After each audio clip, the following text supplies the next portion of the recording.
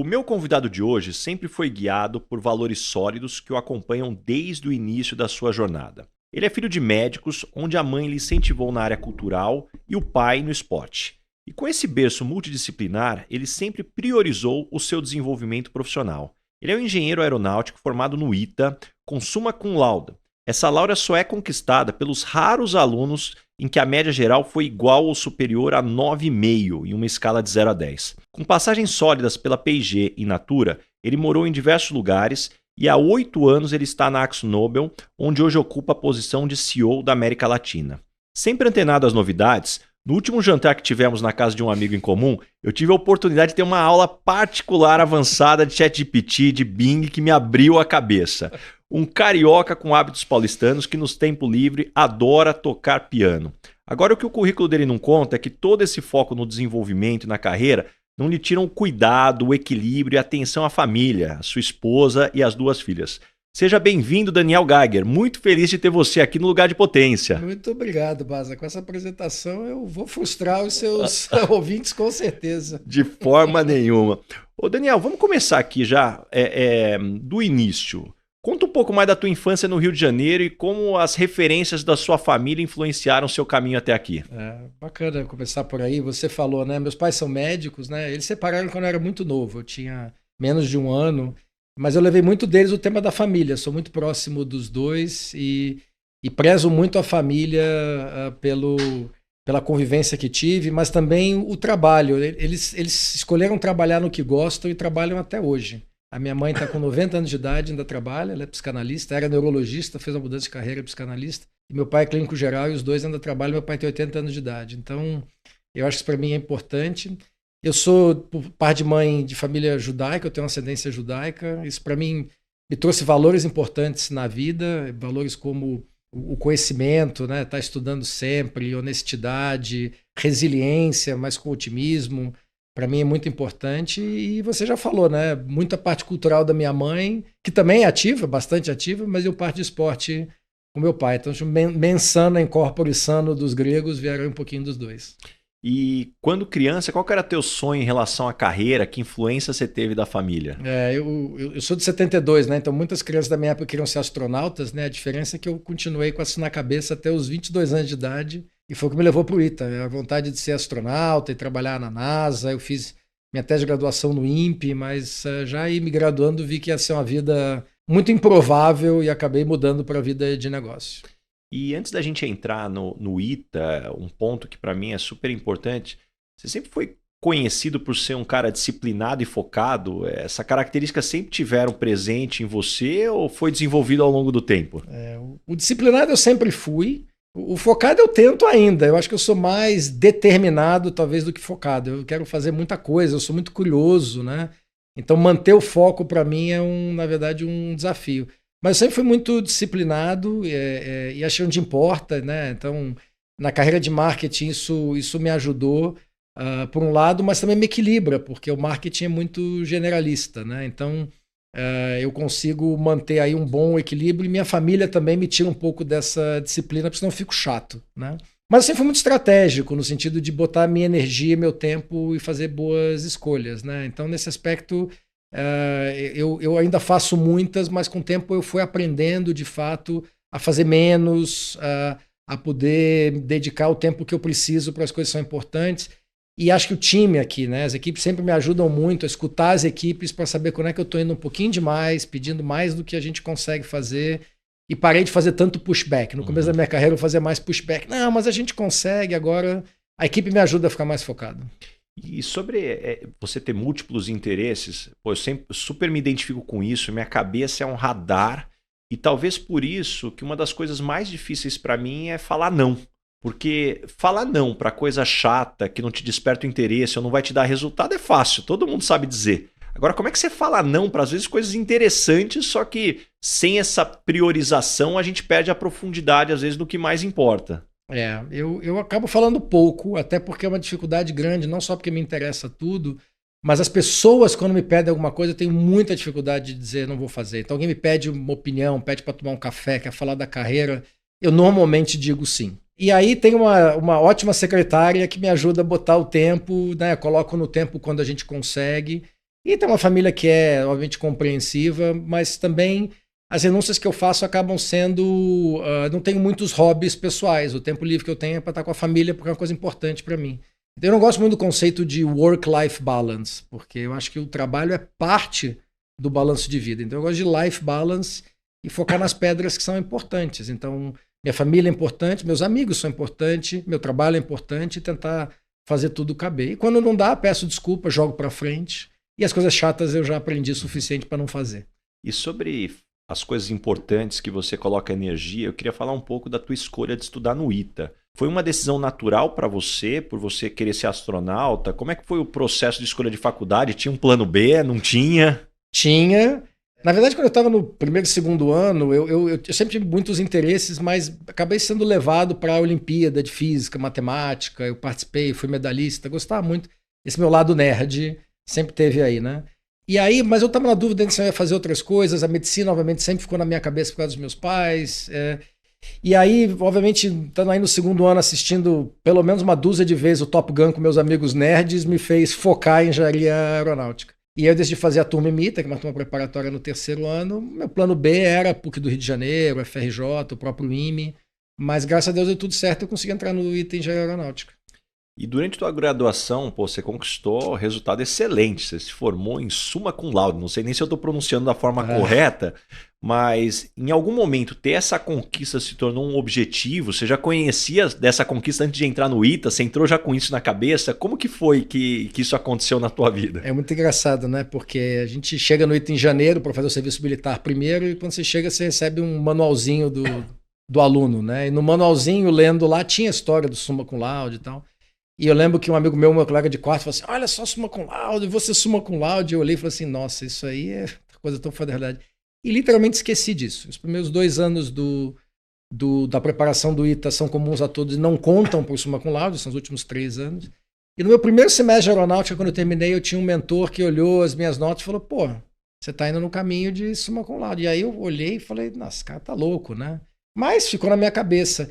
E foi realmente só no final, chegando no terceiro ano, quando eu vi as notas e tal, eu falei, pô, isso de repente dá, né? Eventualmente dá. E é complicado, porque o ITA você só recebe notas com letra, né? Então L é 9,5 acima e MB entre 8,5 e 9,5. Então não dá pra você fazer conta. Você não sabe se você tá perto ou longe. Mas eventualmente, enfim, deu tudo certo e eu só soube que tinha conseguido literalmente no dia que eu fui pegar meu diploma. E foi muito bonito, porque a moça que estava pegando os diplomas, ela olhou para mim e falou, nossa, quanto tempo eu não vejo um desse? E foi nesse momento que eu soube que eu tinha conseguido.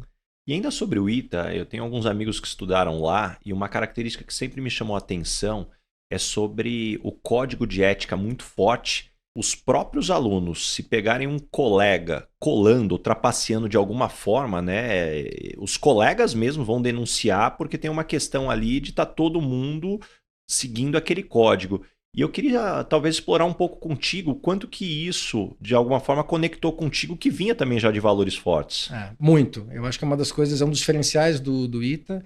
Os alunos não só denunciam, mas julgam. Existe um comitê disciplinar com defesa, com os fatos, e os alunos acabam fazendo a recomendação em direção de ensino. É um grande diferencial. A gente fazia prova no dormitório e o professor dizia 2 horas sem consulta, 2 horas sem consulta. E eu acho que isso gera, enfim, valores de integridade, de ética, que para mim ressoaram muito. E acho uma coisa importante dos alunos que formam no ITA que a gente dê valor a isso, porque muitas vezes na nossa sociedade, né? E eu, como carioca, muitas vezes, eu sofri muito a história do carioca, você é malandro ou você é mané. E eu sempre fui mané, porque eu sempre fiz as coisas direito, eu sempre fiz as coisas correto, né? Eu não gosto muito essa ética do malandro, né? E acho que algumas vezes no Brasil a gente acaba idolatrando o malandro. E eu acho que a gente precisa dar mais valor aos manés que fazem tudo direitinho. Eu acho que o ITA é um lugar que faz isso. Foi importante para a minha formação e foi importante para mim saber que existia futuro seguindo isso desse jeito. Com um foco tão grande nos estudos, o que funcionou para você na forma de estudar? Você é o cara que lê, anota, sublinha. Vamos decupar essa caixa preta aí que te fez aí chegar nesse summa cum laude. Eu anoto muito. Eu tenho uma memória mais visual, então eu anoto muito. Meus cadernos viravam xerox dos meus colegas. Eu gosto de anotar muito, sou muito de prestar atenção na aula e fazer pergunta na hora para poder garantir que eu entendo. Obviamente o ITA me levou, a preparação para o ITA, a estudar muito mais fora de sala de aula também. Mas uma das coisas que se você perguntar para mim, qual você acha que é o grande segredo? É fazer outras coisas também. Então, eu no ano que estava preparando para entrar na turma IMITA, eu fiz meu Aikido. Isso para mim era muito importante para manter a cabeça no lugar. E no ITA eu tenho muito orgulho. Você fala, tem orgulho de ser summa cum laude? Tenho, mas tenho mais orgulho de ser goleiro do time do ITA, que foi pela primeira vez medalha de bronze no campeonato de futebol de salão do Vale do Paraíba. Era goleiro de handebol do ITA. Sou um dos fundadores da empresa júnior do ITA também. Namorei. Então, assim, para mim o balanço é fundamental para você estar bem para a jornada. E, Daniel, apesar de você ter uma formação bastante sólida, quais foram os desafios que você enfrentou ao entrar no mercado de trabalho e que você precisou aprender na prática? Falou, pô, a formação é muito sólida, mas isso daqui ninguém me ensinou, foi ali no cheiro do asfalto que eu tive que aprender. Você imagina que eu formei no ITA e eu comecei a fazer estágio na P&G quando eu estava no último ano do ITA. Então eu estava numa universidade com 600 homens, porque naquela época não tinha mulher no ITA, né? Estudando engenharia aeronáutica, fazendo tese em combustão supersônica e entro na P&G para trabalhar em marketing. Então, eu era um nerdzinho que chegava com a minha calculadora científica para tentar falar de marketing, de comunicação, de conectar com o consumidor, de uma coisa mais criativa com a agência. Então, foi muito importante que os meus colegas, né, não só, obviamente, a P&G é uma formadora de profissionais, os meus colegas me acolheram e despertaram esse lado humano que já estava lá, né? Estava um pouco adormecido nos 5 anos de ITA, mas já estavam lá da minha formação anterior, da minha casa, da minha escola. Eu estudei numa escola moderna, de hippies que formaram uma escola, então eu também trazia isso dentro de mim. E então isso foi muito importante, foi um desafio muito grande poder conectar com essa parte novamente e de poder responder a isso, né? Trabalhar mais em equipe e não, né, estudar. No ITA se estuda muito sozinho, as provas são sozinhas. Então isso foi muito importante, né? Eu agradeço aí meus colegas e a empresa que me formaram. E quais foram as primeiras fichas que começaram a cair para você desse mundo corporativo, do que era necessário, seja de atitude, abordagem, para crescer nessa pirâmide corporativa? Eu acho que assim, de novo, né? A parte da disciplina, eu sempre fui muito, ao mesmo tempo, questionador, mas respeitador da autoridade. Isso é bom no final do dia. Então eu nunca deixei de fazer as perguntas, de ser analítico e tal. E no começo da minha trajetória na P&G, o pessoal brincava que eu era o líder de turma, o sindicalista dos assistentes de gerente, né? Mas os diretores gostavam disso, porque eu trazia para eles, a gente acha que precisa fazer mais isso, a gente não está feliz com isso, mas trazia de uma maneira construtiva e sempre foi muito bem visto, né? Então eu sempre fui muito questionador, mas respeitando a autoridade, fazer de uma maneira construtiva, né? Então isso me ajudou. Acho que talvez o meu maior ahá, assim, foi entender que não era tudo uma discussão horizontal de ver quem tem razão. Eu me lembro muito de um treinamento no começo da minha carreira de treinamento de comunicação avançada. E lá pelas tantas eu tinha que fazer uma apresentação, era tudo filmado. Eu tinha uma apresentação onde eu precisava convencer de uma recomendação que para mim era óbvia, né? E o cara que estava fazendo o papel de meu chefe falou, não, mas eu não quero fazer. E eu continuei insistindo e ele falou, não quero fazer. E lá pelas tantas eu falei, não vamos fazer. Aí termina a filmagem, eu falei, o que aconteceu? Mas estava tão óbvio. Ele falou, mas você me irritou. E eu queria te dar uma lição de que no final do dia eu tenho o poder. Então não adianta você ter razão. Você precisa, no final do dia, me trazer pela mão e você estava me irritando lá pelas tantas. E aí eu aprendi a importância de você trazer as pessoas com você também. E não é só você ter razão. Você pode ter razão e terminar sozinho. E acho que para mim foi um aprendizado muito importante até hoje, né? E seja isso hoje em dia, eu uso, obviamente, isso quando eu estou com meus chefes, mas eu uso isso muito mais hoje em dia quando eu estou com as minhas equipes. Por 2 razões. Primeiro, eu não posso perdê-los e simplesmente levar pela autoridade se eles de fato não estão aí. Mas também eu busco sempre me lembrar como eu me senti quando eles estão me apresentando. Porque de vez em quando eu questiono alguma coisa, eles falam, tá bom, eu estou de acordo. Eles estão de acordo mesmo ou eles não querem ir contra a minha autoridade? Porque eu quero ter uma discussão horizontal. Mas não necessariamente eles estão tendo uma discussão horizontal comigo. Isso é uma coisa que ficou muito comigo. Esse ponto que você trouxe me lembrou um estudo que eu tive acesso recente. Ao mesmo tempo que me trouxe bastante provocação, a hora que você para analisar faz muito sentido, que de maneira geral, na pirâmide organizacional, o C-Level só conhece 5% dos problemas que acontecem na empresa. A média gerência conhece entre 30% e 40%. E a base da pirâmide da empresa normalmente conhece 100% dos problemas, entre 90% e 100%. Então essa habilidade de você poder trafegar em todos os níveis, porque à medida que você cresce, também começa a ter muito filtro no que chega até você. Tem a questão da autoridade, muitas vezes só vai chegar o que você gostaria de escutar, mas muitas vezes filtrar o que as pessoas imaginam que você gostaria ou não de saber, deveria ou não saber. E para colocar um temperinho aqui nessa discussão, A questão das gerações, não tem certo, não tem errado, não tem bom, não tem ruim, mas são diferentes. Como que tudo isso, hoje, os seus principais aprendizados, os últimos aprendizados aqui, de como você vem adaptando o teu modelo de liderança? Eu acho que dentro do que você falou, de garantir que as coisas vêm, eu acho que uma das coisas mais importantes, mais difíceis de fazer, é o gerenciamento contracíclico da energia. Né? Esse é um conceito que eu aprendi de um técnico se não me engano, futebol americano, onde é fácil de explicar para o futebol brasileiro, a gente vai entender. Seu time está ganhando de 3-0, você vai para o vestiário, já ganhou, já ganhou, já ganhou. O que o técnico faz? Cuidado, perdemos uma bola, você fez uma falta boba, podia ter sido um pênalti. Esse é o momento de apertar. Quando o time vai para o vestiário perdendo de 3-0 e fala, estamos perdidos, não vão voltar, você tem que lembrar das voltas que já aconteceram, do que o time já conseguiu vir de trás. E é muito difícil, porque existe uma tendência de quando a coisa está ruim, né, o líder muitas vezes aperta. E quando a coisa está muito boa, ele entra na celebração. E eu busco não fazer isso. E é muito difícil dos dois lados. É muito difícil quando a coisa está difícil você conseguir fazer isso, né? Mas quando você consegue, é muito reconfortante às equipes, e é quando as coisas vêm e é de onde vem a solução. Mas é muito difícil quando está todo mundo celebrando e você tem que apertar e falar, mas você nunca está feliz? Então isso é uma coisa que eu busco praticar muito. É difícil, eu busco praticar muito e acho que funciona bastante. Eu adorei. Qual que é o termo que você usou para definir essa gerenciamento contracíclico da energia. Pô, eu adorei. E eu acredito que isso para mim é o famoso balanço, né? Como é que você traz o equilíbrio das duas pontas? E particularmente eu acredito que aqui no Brasil, até por ser um país latino onde as emoções são muito fortes, aqui normalmente a gente vive entre os extremos, né?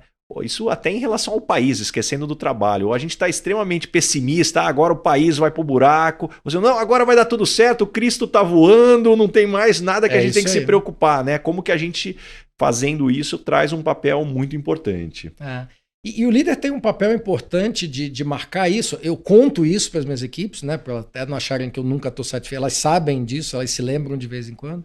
Mas também, por exemplo, já teve situações onde eu dei prêmios para pessoas que mataram seus projetos. Reconhecimento público de que a pessoa decidiu matar o projeto. Porque uma das coisas muito complicadas é que a pessoa fica mantendo aqueles projetos zumbis, que você sabe que não vai dar certo, mas se eu matar vai ficar ruim na minha carreira, a percepção de que isso vai ser muito ruim. Então você precisa também criar alguns exemplos de que mostram de que isso é desejável, isso é muito importante. E durante tua trajetória, Dani, você passou por diversas empresas, países, estruturas. Você tinha alguma técnica ou abordagem que você utilizava para fazer um diagnóstico, seja do negócio ou das pessoas que você iria trabalhar? Eu sou muito fã do livro do 90 Day Plan, do Michael Watkins. Eu recomendo a todo mundo. E sempre que eu mudo de empresa ou de papel, eu leio de novo. Eu acho que é muito importante. Fala das conversas, você tem que ter em que ordem, as perguntas fazer. Eu sempre faço isso, então é uma metodologia que eu uso bastante. Eu sempre busco entender a cultura local. Eu acho que é importante você entender a cultura local para entender o que está acontecendo nas empresas, mas não necessariamente se adaptar. Muita coisa você tem que se adaptar, mas muita coisa é para você também poder provocar a mudança com sutileza e sensibilidade. Então, por exemplo, quando eu fui ao México, eu entendi melhor o mexicano quando eu li Otávio Paz, e ele conta a história de que ele estava andando em São Francisco e viu cestos de caranguejos, e tinham 2 cestos de caranguejos tapados e um cesto aberto. E ele pergunta, por que esses cestos estão tapados e abertos? Não, esses são os caranguejos da costa americana, um começa a sair, puxa os outros. Esse aqui é da costa europeia, a mesma coisa, um começa a sair, puxa os outros. Mas esses aqui, por que está aberto? Não, isso é da costa mexicana, então quando um sobe, os outros puxam ele para baixo. Então você começa a entender de por que quando eu falo com a organização e faço uma pergunta, ninguém levanta a mão para falar, por que ninguém questiona, porque o protagonismo não é bem visto na cultura. Mas, você quer mudar isso para fazer líderes. Então, como é que você provoca? Você conta a história e tal. Peru a mesma coisa, agora eu trabalho muito com os holandeses, mesma coisa. Então, é importante entender um pouco a idiosincrasia, mas também usá-la para poder provocar na mudança que você acha necessária. Mas com cuidado, porque, obviamente, são temas que as pessoas cresceram assim. Tudo na vida tem seus prós, mas você apontar também os contras e tentar chegar no meio do caminho.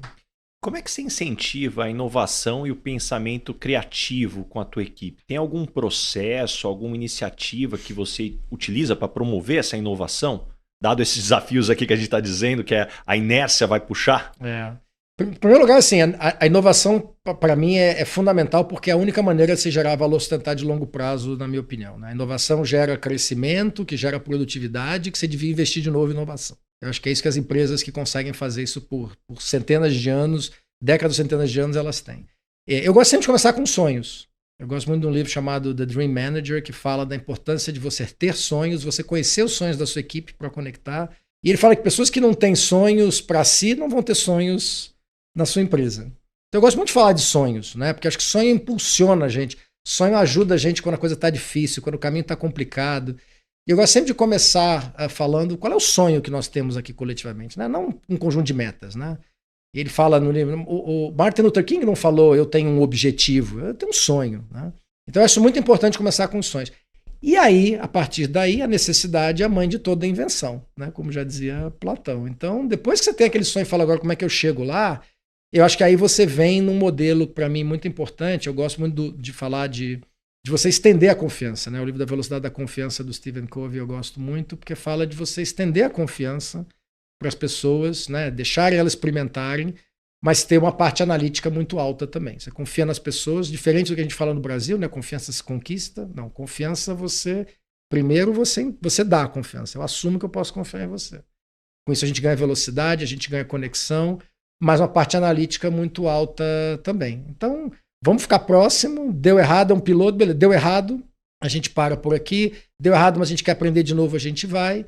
E acho que faz parte você gerar um ambiente onde você possa permitir que as pessoas possam cometer erros, né?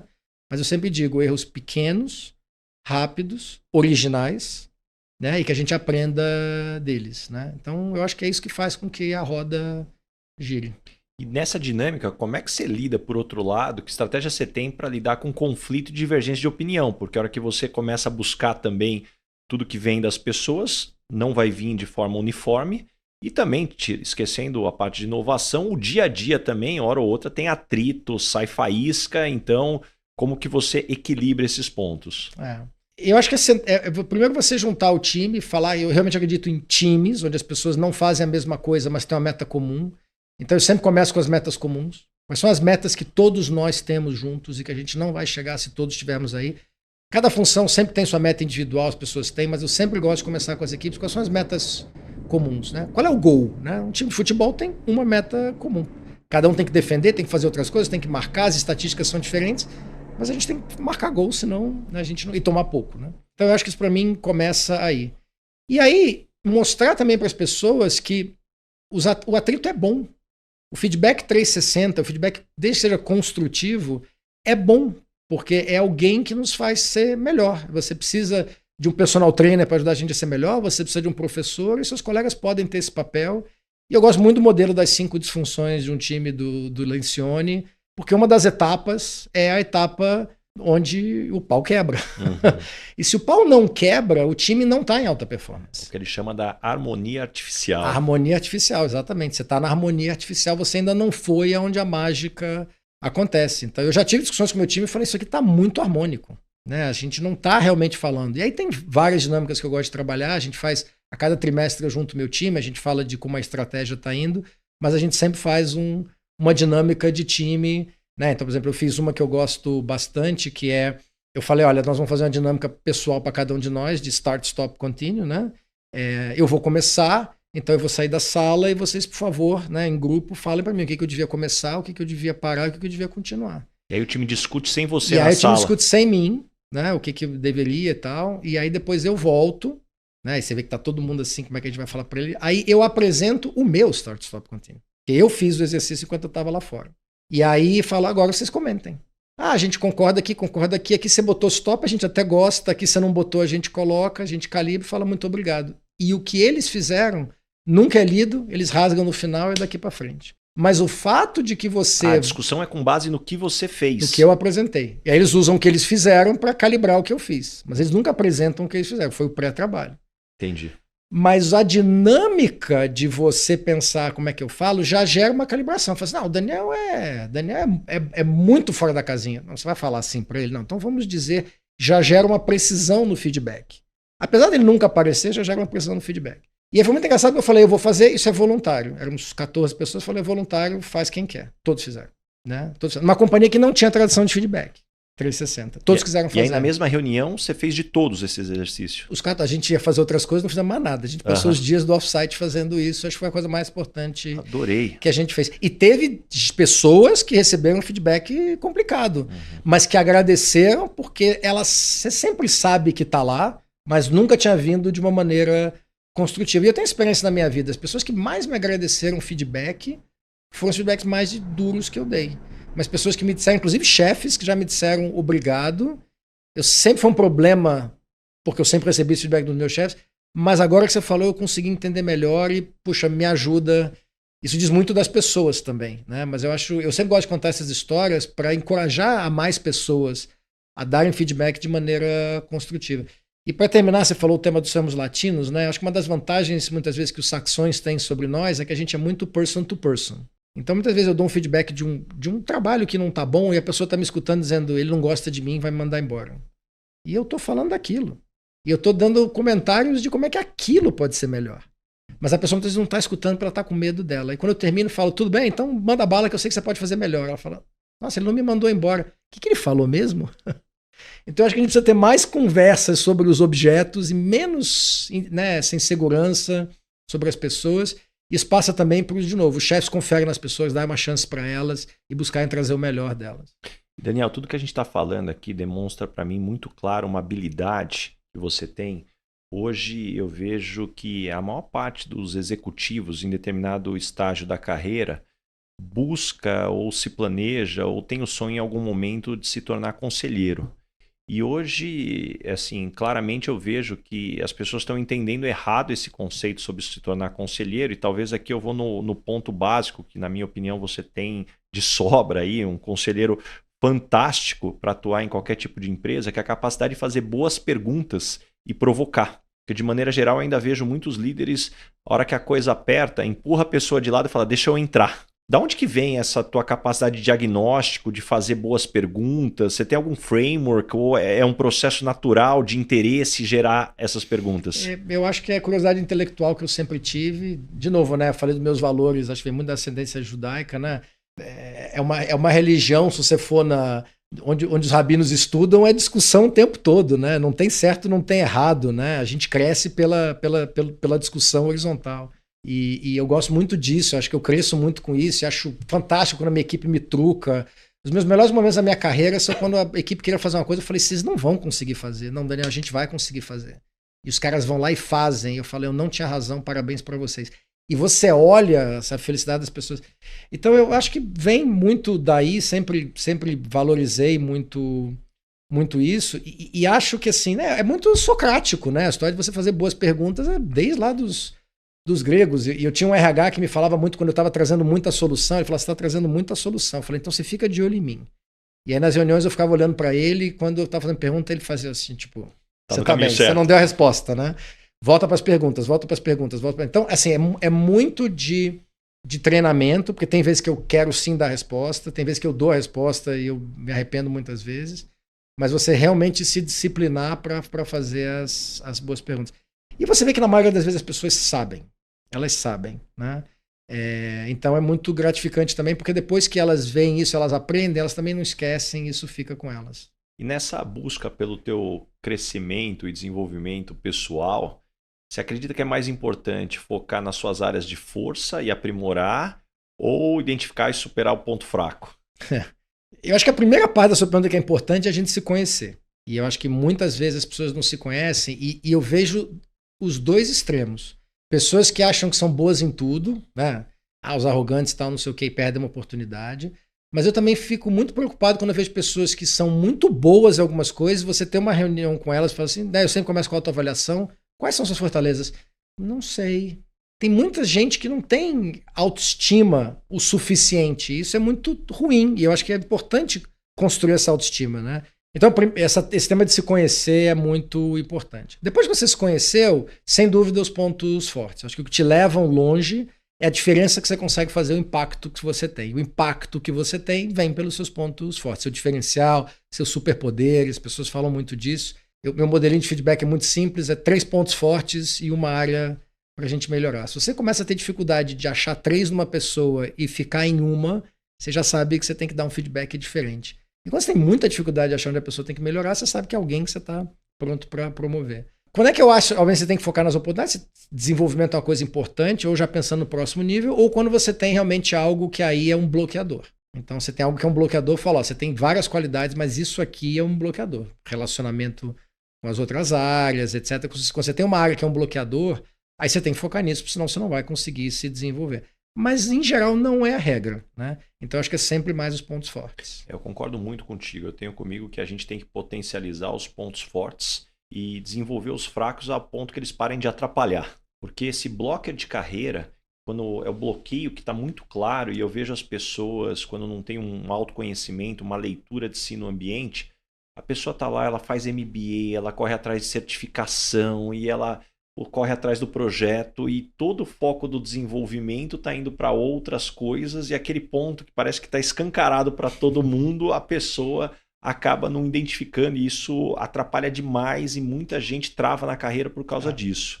Certamente você já deve ter visto muitas pessoas do teu time que você trabalhou junto com esse tipo de desafio, mas voltando no ponto do autoconhecimento, que dicas que você pode dar para uma pessoa que caiu a ficha agora e falou, autoconhecimento é importante. Como é que eu começo me conhecendo? A gente normalmente é bom no que a gente gosta mais. É raro você ter uma matéria na escola que era a tua melhor nota e que você mais odiava. Então eu sempre falo para as pessoas quando tem essa conversa, começa pensando no que você gosta, do que do seu trabalho você gosta e o que você tolera, né? Então a gente tem muitas pessoas que vieram para mim assim, trabalhando numa área de pesquisa e tal, eu quero vir para marketing. Ok, o que você gosta? Não, eu gosto de, através de dados, fazer uma recomendação. O que você não gosta? Eu não gosto de ter que decidir sem dados. Eu falo, então, o que você vai fazer em marketing? Você está no lugar certo. Você pode influenciar o negócio a partir daí. Então, eu acho que você saber o que você gosta, é o que você faz mais fácil. Tem um estudo de Harvard que eu gosto muito, que pegaram pessoas que estavam estudando em Harvard para ganhar dinheiro e pessoas que queriam trabalhar quando se formassem no que gostavam. E 10 anos depois, as pessoas que foram trabalhar no que gostam ganhavam 50% mais de quem foi ganhar dinheiro. Claro, porque quando você trabalha no que você gosta, é mais natural, você faz melhor, você se dedica mais e tal. Então eu acho isso, para mim, eu sempre começaria aí. Você gosta de muita coisa, você tem dificuldade, eu acho que aí é onde realmente mentoria ajuda muito. Eu acho que aí tem metodologias de fazer boas perguntas, né? Desde orientação vocacional para mais jovens e tal, mas existem outros modelos que chegam lá para poder te ajudar. Eu gosto do modelinho do StrengthsFinder, né? Acho que está na internet, todo mundo pode fazer, né? Faz algumas perguntas sobre você e te responde. E, finalmente, talvez o mais importante, pergunta para os outros. Né? Senta e fala, me dá feedback, né? Então, eu acho isso super...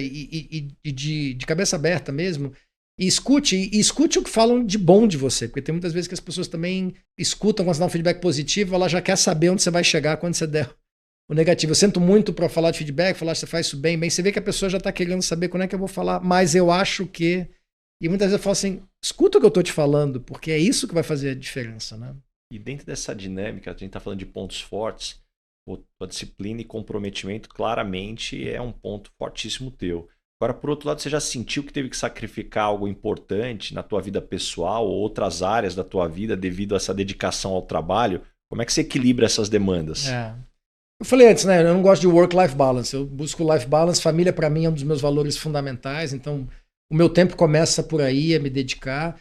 Eu acho que você perguntar isso seguramente para minhas filhas, talvez elas não vão concordar, mas, em geral, eu faço questão de jantar sempre juntos, de estar no final de semana, de ter as conversas, de levar nos lugares, pegar nos lugares.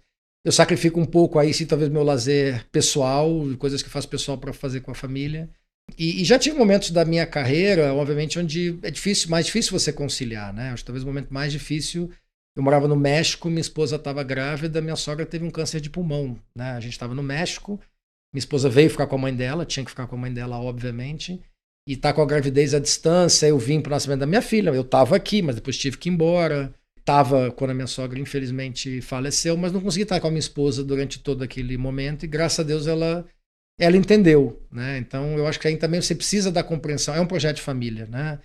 Você anda um pouco para frente, né? Alguns anos depois disso a gente estava no Peru e a minha esposa queria voltar para o Brasil, né? E o nosso combinado eram 2 assignações, 6 a 8 anos, já tinham dado 2 assignações, 6 a 8 anos, a P&G nos queria pelo mundo ainda, e eu falei para ela, não, nós vamos voltar. E não tinha vaga aqui no Brasil, e ela falou, mas você vai deixar a empresa? Tem quase 20 anos de empresa. Eu falei, vou deixar a empresa, a gente vai voltar ao Brasil. E eu deixei a empresa, a gente voltou ao Brasil.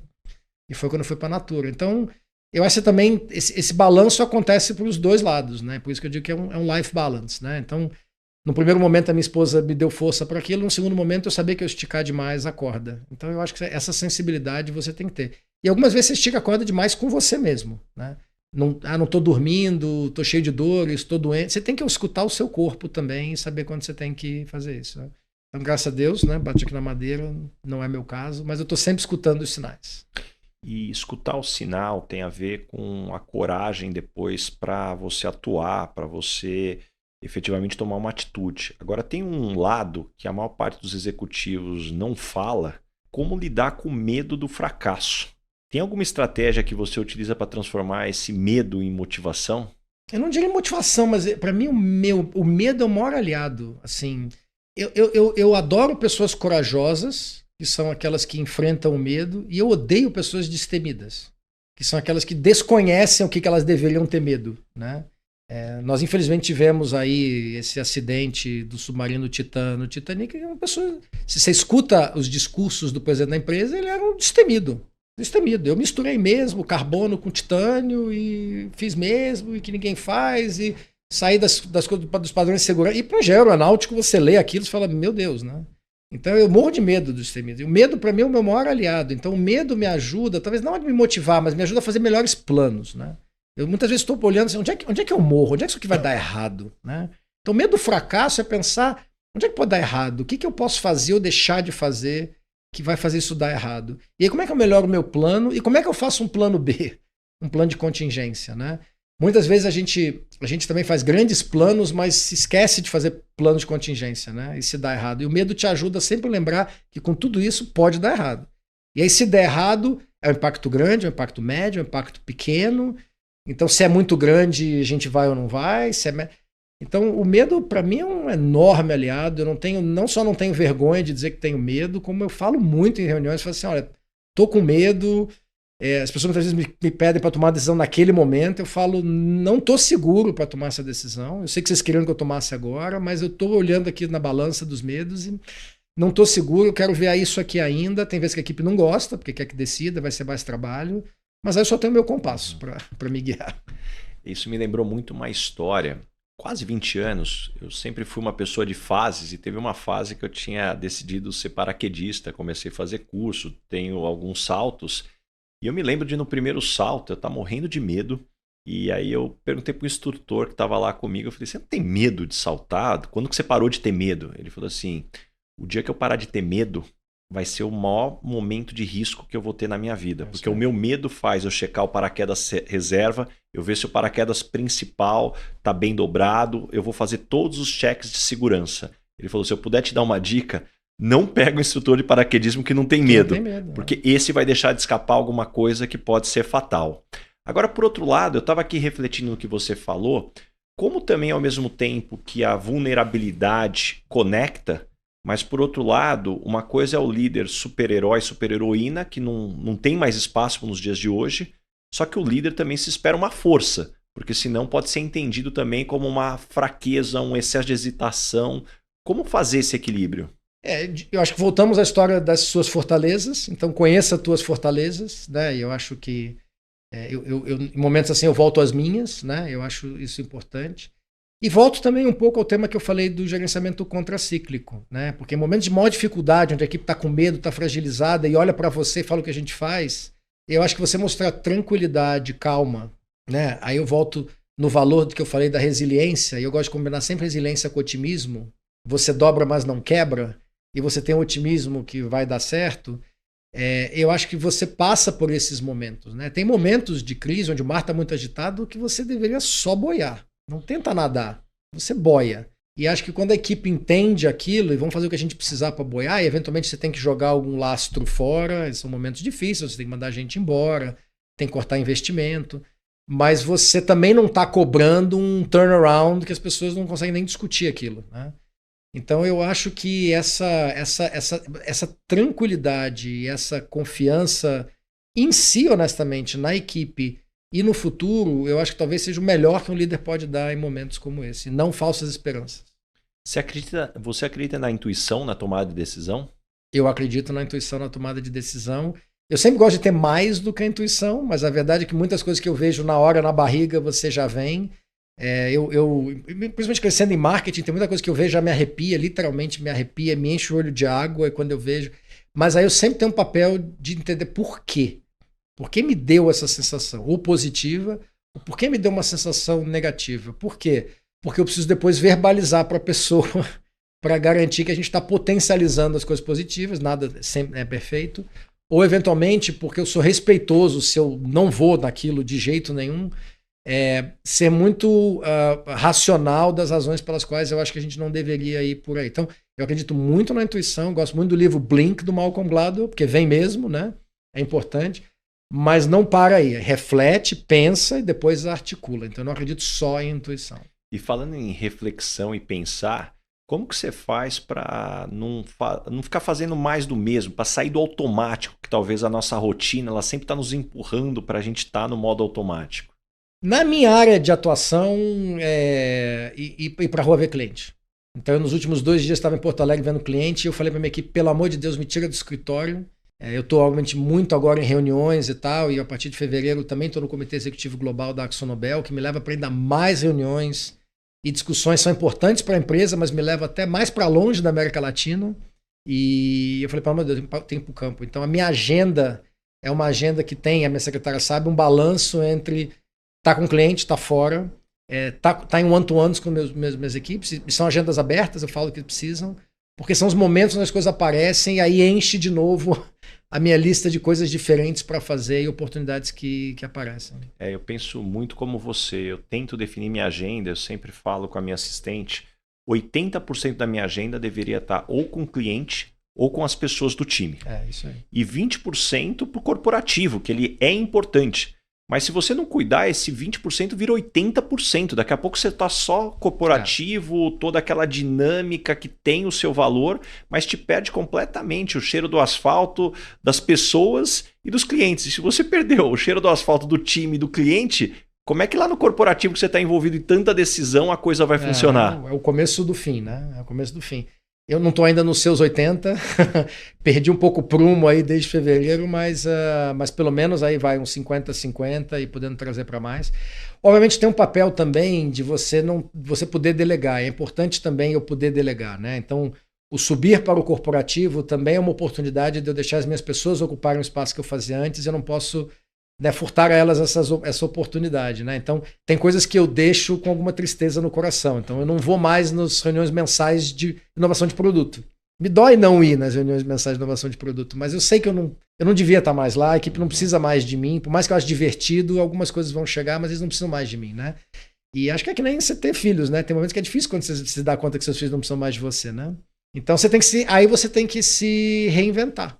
Você tem que se reinventar e aí eventualmente te dar mais tempo para fazer outras coisas e te liberar tempo para pensar na próxima curva sigma, né? Qual é a próxima curva de crescimento que a gente vai ter, né? Então eu acho que é saudável e também se implica numa reinvenção. E agora para a gente fechar esse primeiro bloco, para você qual que é a diferença entre uma carreira bem-sucedida e uma carreira significativa? Como é que você enxerga esses conceitos? Eles estão interligados? Acho que cada um tem sua definição de sucesso, né? Para mim, as duas coisas são a mesma, né? O que eu busco na minha carreira no final do dia é chegar no final da minha carreira e olhar para trás e dizer, putz, valeu a pena. E cada vez mais a métrica disso não são os produtos que eu lancei, as coisas que eu fiz. Em algum momento já teve mais importância. Tenho muito orgulho delas também. Mas são as pessoas que eu toquei, que eu promovi. Eu fico, né, muito emocionado quando alguém me escreve e fala, pô, lembrei de você há 10 anos atrás, 20 anos atrás, a gente saiu de uma reunião, você falou tal coisa. E isso é muito aderente ao meu propósito, né? Meu propósito é algo como, sabe, ter um impacto positivo no mundo e nas pessoas à minha volta e poder me desenvolver e ser feliz na jornada. É o que eu quero. Então, minha carreira é parte disso, né? Para mim, de novo, é um life balance, meu trabalho é parte do que eu sou, eu escolho todos os dias, de novo. E é uma parte importante, mas meu sucesso também é definido de uma maneira muito mais ampla do que isso. E Dani, chegamos agora no momento Headhunter. Qual que é a pergunta que você sempre faz nas entrevistas para contratar alguém para o seu time? O que te traz aqui? Então, sempre hoje em dia, por que você está... Por que AkzoNobel? Eu sempre faço essa pergunta. Para mim é importante entender as motivações que trazem a pessoa naquele momento. E eu sempre faço uma pergunta, eu sempre gosto de fazer casos, né? Me conta histórias, né? Eu sempre entrevisto com histórias. E eu sempre falo, me conta 2 histórias que eu sempre pergunto que te dão mais orgulho de você conseguir fazer uma análise que deu respostas e deu uma estratégia que deu resultado depois. E me conta uma história onde você conseguiu liderar uma equipe por influência, uma equipe multifuncional e tal, isso deu resultado. Então essas são as perguntas que eu sempre faço. Fica aí a dica para quem vai ser entrevistado por mim. Boa. E que tipo de pessoa não dá certo trabalhando com você? As que não gostam de ser desafiadas, as acomodadas. Porque eu estou constantemente desafiando o status quo. Então essas pessoas não dão certo comigo, elas se irritam comigo e eu me irrito com elas e depois de um tempo não dá certo. Acho que tem que ter alguém que tenha...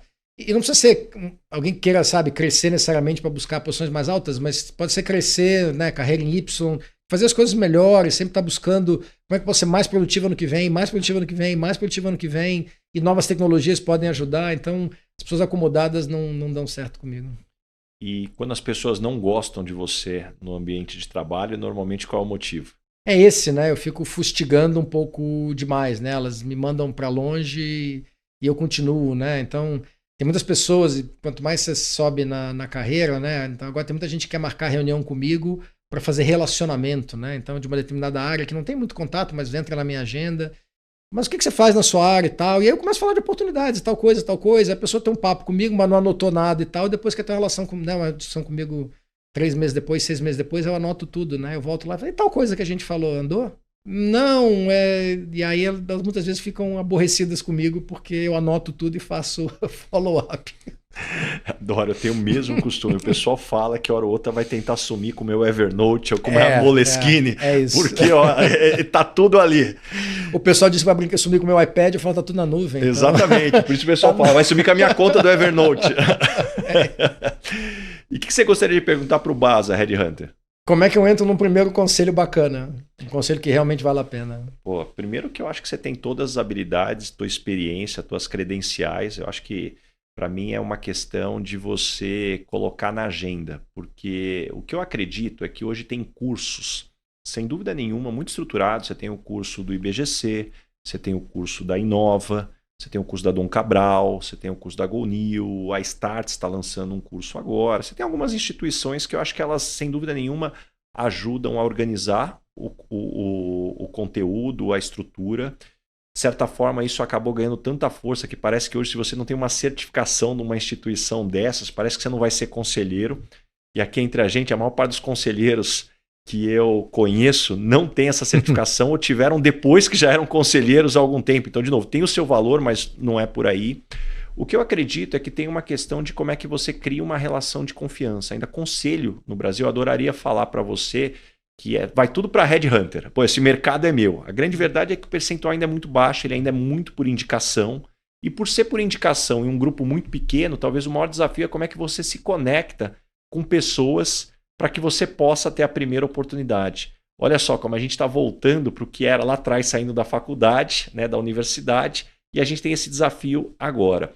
Um erro do que eu vejo de CEOs e diretores é achar que só porque você é um CEO ou um diretor, então você está pronto, então eu me aposento e eu viro conselheiro. Puxa, a gente demorou tanto tempo para ser diretor, para ser CEO, e a gente acha que a virada de chave vai ser assim tão tradicional. Então, para mim, o grande ponto, eu pediria para qualquer pessoa que está nos escutando olhar para o teu networking, ver quantos conselheiros você conhece, quantos investidores, quantas são as pessoas que podem te indicar, seja como par ou designar você. E eu acho que essas pessoas é importante você entender o que elas pensam, como elas pensam, para ter essa oportunidade.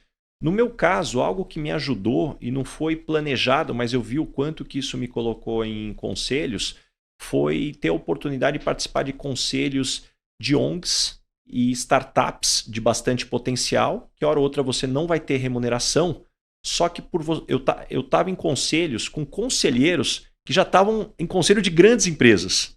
E isso foi uma oportunidade da gente se conhecer lá, de criar uma relação de confiança, e parte desses convites que eu tive para atuar em conselho veio através desses conselheiros que já estavam ali atuando. Então, eu acho que tem uma estratégia de conexão e dedicação. E eu acho que tem um ponto que aí você leva muita vantagem de ter essa postura do aprendizado, da provocação. eu vejo muito executivo querendo entrar em conselho para ser executor, para ser executivo, e definitivamente lá não é o caminho. Muito obrigado. E Daniel, chegamos agora no momento, dona Ângela. Complete a frase. Eu sou esquisito por quê? Eu sou esquisito porque eu sou um engenheiro aeronáutico que cresceu em marketing e bens de consumo. As pessoas que queriam ser astronauta, né? E crescer mais bens de consumo. As pessoas acham isso esquisitíssimo. É bem diferente. E qual foi o maior perrengue ou situação engraçada que você já passou no mundo corporativo? Cara, já passei muitas. Tem uma história que é um pouquinho longa, mas assim, Pode contar com todos os detalhes, temos tempo. Eu cuidei de sabão em pó na P&G, eu cuidava de Ace, né? E Ace é posicionado em brancura. E eu tinha que concorrer no Brasil e ganhar brancura de uma marca como Omo, que já tinha feito o que você quiser de brancura, feira livre, helicóptero, tudo. E aí eu tive a ideia da gente usar o Réveillon do Brasil, onde todo mundo se veste de branco, para fazer o maior evento de brancura do mundo. E a gente resolveu fazer o maior varal do mundo na frente do Pão de Açúcar. Olhando o Guinness, sabíamos que a gente tinha que chegar a 25 quilômetros, tinha várias regras para alguém na Holanda, já tinha feito um varal. E a gente resolveu fazer isso no Rio de Janeiro. E aí fomos discutir com a prefeitura, não, pô, mas olha só, vocês vão causar um problema aqui e tal, o que vocês me dão de volta, o que vocês querem? O Réveillon do Milênio, foi 99 para 2000, Réveillon do Milênio, a gente quer trazer mais coisas para os turistas, então faça um show para os turistas na praça, a gente dá a Praça da Apoteose. Então no dia 2 de janeiro, a gente fez um show, o ingresso do show era uma camisa branca usada, então a gente coletou 55 mil peças de roupa brancas usadas pelo Rio de Janeiro para lavar e colocar no varal, que tinha mais de 25 quilômetros. E no dia 2 de janeiro, um show que era Zeca Pagodinho, Ivete Sangalo, que naquele momento não era muito conhecida, e Gilberto Gil. Show chamado Assim Rio. E a gente estava lá e caiu aquela chuva típica do verão carioca, lambeu o palco. E lá pelas tantas eu fui chamado atrás do palco, né? Todo mundo esperando para começar o show. Tinha chovido muito, só tinha 7 mil pessoas, apesar de a gente ter trocado muito mais. Me chamaram atrás do palco e tinham 30 pessoas de pé e uma cadeira. Eu falei, Daniel, você precisa sentar aqui. Eu falei, o que foi? Senta aqui. Metade basicamente dizendo para mim não tinha a menor condição de fazer o show, porque tinha risco de pane elétrica, de tomar choque, as pessoas morrerem no palco. E metade dizendo que não tinha a menor condição de mandar as pessoas embora, porque ia dar confusão, ia dar quebra-quebra, ia custar muito dinheiro, enfim. Esse é o famoso dilema, né? Não tem resposta certa e errada. E aí isso é bom trabalhar numa empresa por princípios. Eu falei, entendi, voltei, o presidente da empresa estava lá no camarote, eu expliquei para ele falou assim, tem risco de vida se fizer o show? Eu falei, tem. Ele falou, então não tem show. Eu falei, muito obrigado. Voltei. Falei, não tem show, vamos discutir agora como é que a gente faz isso. E aí foi muito engraçado, eu vou continuar a história porque é engraçada, porque aí o apresentador é o Stepan Essessian. Então o Stepan Essessian chega lá e fala pro pessoal, né, aparece, a gente fala, ó, estratégia é o seguinte, mostra que os cantores estão aqui, imagina um ingresso de graça, né? Mostra que os cantores estão aqui e diz que o pessoal tem que ir embora. O Stepan Essessian vai lá, explica, fala, não vai dar, a gente vai fazer de novo daqui uma semana. O pessoal vaiando, ninguém saía de lá. Aí veio Ivete Sangalo, tinha o fã-clube dela, ninguém sai de lá. Gilberto Gil, não, nós estamos aqui, a gente vai estar. E aí preciso falar, os músicos foram ótimos, ninguém me cobrou nada mais para fazer o show na semana seguinte. E o pessoal não sai de lá e vai. Aí chegou o Zeca Pagodinho. Aí Zeca Pagodinho saiu e falou assim, se Deus não quer, quem somos nós para ir contra a sua vontade? Virou todo mundo de costas e foi embora. Olha só. O máximo que aconteceu foi um pessoal gritando quando passou pela gente, é o golpe do sabão. Todo mundo embora, a gente conseguiu trocar os ingressos. O Zeca que resolveu, então. Zeca Pagodinho. E dia 9 de janeiro, uma semana depois, tinha 40 mil pessoas na Praça da Apoteose e o show foi um sucesso. Que demais, que baita história. E certamente muita gente vai lembrar desse ocorrido aqui e saber desses bastidores. E Daniel, caminhando agora para o final, o nome desse podcast é Lugar de Potência. Qual que é o teu lugar de potência? Que tipo de situação e ambiente pode jogar lá que você brilha? Normalmente, até pela minha história, é um negócio que não está performando, está ficando para trás, né? Aquele carro na corrida que está ficando para trás, tem potencial, mas não está indo, né? Eu gosto desses e, em geral, entre estratégia, equipe e execução, a gente consegue contar outra história. Eu, como engenheiro, né, esse é meu lado engenheiro, adoro construir essas histórias com as peças que estão. Eu normalmente não levo as pessoas que eu conheço para os trabalhos que eu vou. É raro eu trazer pessoas de fora. E é mais raro ainda eu trazer pessoas que já trabalharam comigo em outras ocasiões, né? Então eu gosto muito de... Basta talvez como aquele time de futebol que está ficando para trás na tabela e o técnico chega e fala, é isso aí, não tem verba para comprar. E eu gosto muito dessa coisa de subir na tabela e um time que eventualmente começa a ganhar campeonato que ninguém dá nada por ele, né? Eu acho que esse é o meu lugar de potência. E me conta uma verdade que as pessoas não costumam dizer e, na sua opinião, é fundamental para ter sucesso. estou inseguro de tomar essa decisão. Ter a coragem de colocar isso na mesa. Acho que é raro você ouvir isso.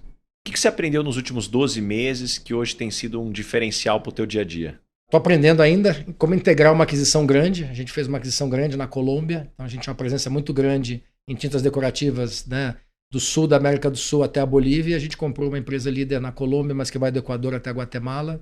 A gente basicamente na América Latina dobra de tamanho em pessoas e faturamento. Então eu estou aprendendo isso, obviamente tem grande valor para, né, para mim como profissional e está sendo uma linda experiência. Está dando certo, mas tem suas dificuldades, é muito interessante. Que tipo de situação você é mais chamado para dar conselho?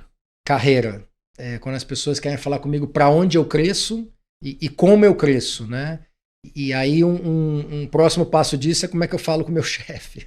Então eu faço muito roleplay da conversa com o chefe, né? Eu tento não dar respostas, mas eu sempre faço as perguntas de, mas como é que você falaria, né? Não vou falar. Por que você não vai falar com o seu chefe, né? Qual o seu medo? Então eu acabo sendo muito chamado para isso.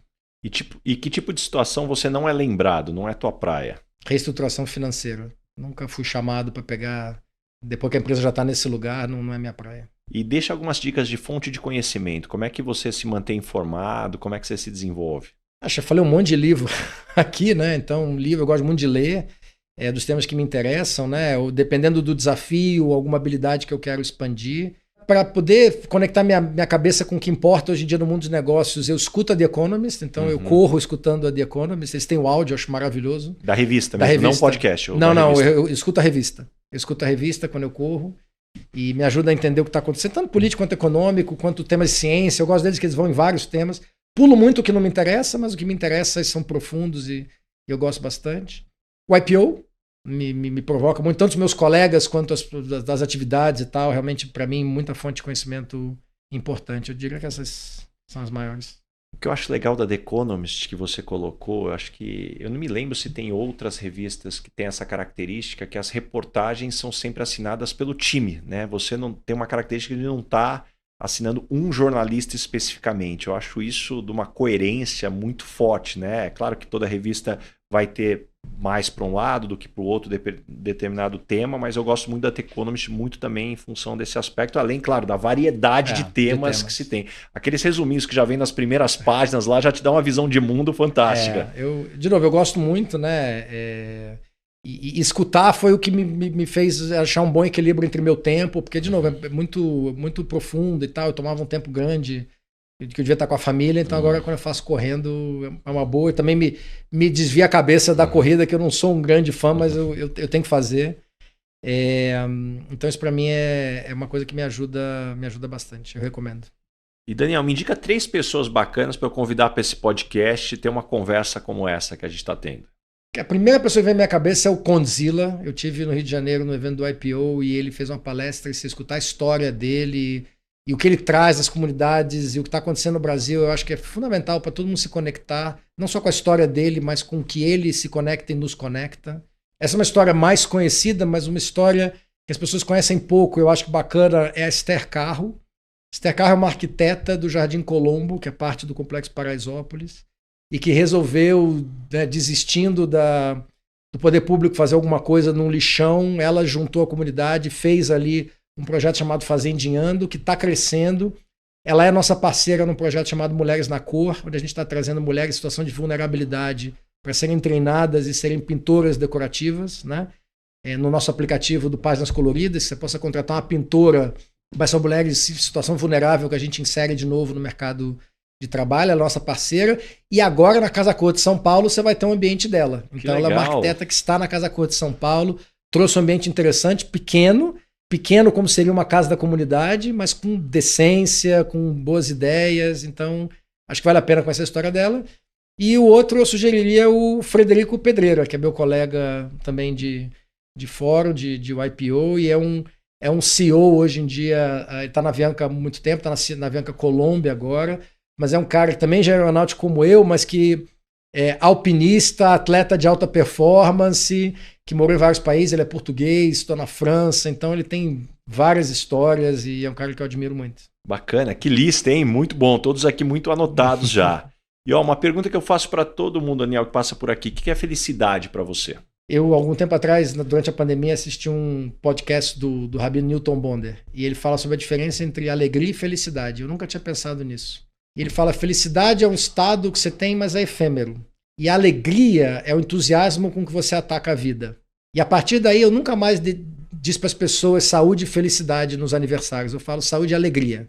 Então, felicidade, para mim, é viver a vida com alegria. Alegria é o combustível. Alegria, joy, né? É alegria. E isso, então, para mim, ser feliz, a felicidade é viver a vida com alegria.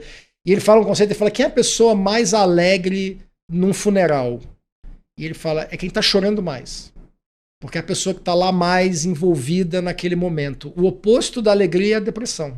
É quem está na cama, quem não consegue sair, quem não consegue lidar com os desafios. Alegria é pôr esse sentimento para fora. É você encarar. É você dizer: vou lá, né? Vou viver isso. E a depressão é o contrário. E acho que uma das coisas que me preocupa, né? Você falou do conflito das gerações, é que a vida está ficando, né? As novas gerações vêm com menos barreiras, menos paciência, tudo é mais fácil. Muitas vezes menos resiliência, né? Então, tem uma tendência muitas vezes a se deprimir, a se encolher no momento de adversidade. E eu acho que é importante a gente cultivar a alegria. E a alegria muitas vezes é vencer as barreiras. Então é até ter pequenas barreiras, criar pequenas barreiras e fazer as pessoas sentir aquela felicidade que vem de ter podido encarar um desafio com alegria e ter sucesso. Adorei. Daniel, antes da gente encerrar aqui, ó, tem um presente para você pela tua participação, um muito óculos obrigado. da Marchon, um óculos da Lacoste. Eles estudaram o teu perfil aí, chegaram nesse modelo aí para você, falaram: ó, manda esse daqui. Na mosca. O Kitsuda, que é o CEO da Marchon, um colega nosso do IPO aí, mandou para você, agradecendo aqui a participação. E para a gente fechar aqui, Daniel... Muito obrigado. Eu queria te perguntar como é que as pessoas te encontram, que projetos que vêm pela frente, deixa a mensagem aí para todo mundo que nos acompanhou até aqui. Bom, me encontram no meu LinkedIn, Daniel Geiger Rocha Campos, né? Só peço um pouco de paciência, porque algumas vezes eu demoro para responder. Me encontram no Instagram, DGR Campos, me encontram no Twitter, DGR Campos também. Então, com prazer. Projetos, assim, muita coisa acontecendo na AkzoNobel, esse desafio novo de estar no comitê executivo, representar a América Latina, mas também representar um pouco os países em desenvolvimento. É a primeira vez que um latino senta no comitê executivo da empresa, então muito orgulho aí da empresa de abrir essa oportunidade, da minha equipe, né, que fez eu chegar aí. Então, toma um pouco mais de tempo do que eu gostaria, mas acho que é parte disso. E temos aí, né, muita coisa para fazer, trazer cor para a vida das pessoas. A nossa grande propósito da AkzoNobel é o que a gente busca fazer. Muito bom, Daniel. Adorei. Eu tenho certeza que todo mundo que nos escutou até aqui saiu com páginas e páginas de anotações, muitos insights, muitas lições. Muito obrigado mesmo de abrir tua agenda aqui. Fiquei super feliz de conseguir te trazer aqui para dividir um pouco da tua história e das suas lições. Obrigado você, Bas. É um prazer estar aqui. Espero que, né, quem nos escuta tire aí pelo menos alguma coisa. É o que eu sempre busco, né? Poder botar um grãozinho de areia aí para os outros e trazer um pouco, né, retribuir tudo que eu recebo e recebi durante a minha vida. E parabéns a você por criar esse espaço. É realmente um espaço muito bacana. As histórias, né, dos outros ajudam a gente a refletir sobre a próxima e nos dá boas dicas. Então, obrigado a você. Muito obrigado. Valeu.